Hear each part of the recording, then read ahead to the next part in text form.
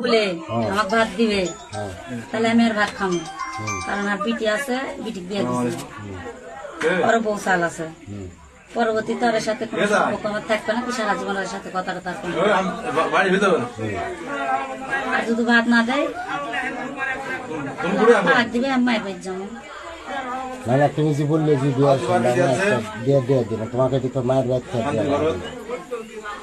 কারণ কেউ দেওয়া পাঠাবে, তোমার বিয়ের সাথে দিয়ে এক করে দেওয়া পাঠাবে।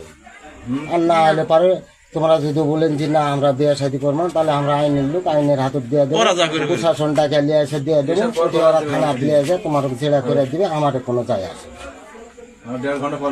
বুঝলি।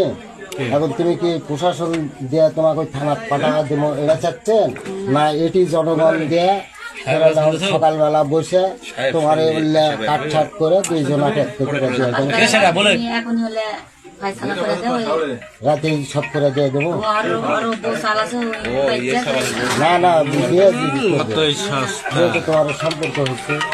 এখন আমার স্বামী আছে, আমার স্বামী তোমাকে বাদ দিয়ে দিবে, নাহলে তালাক দিবে।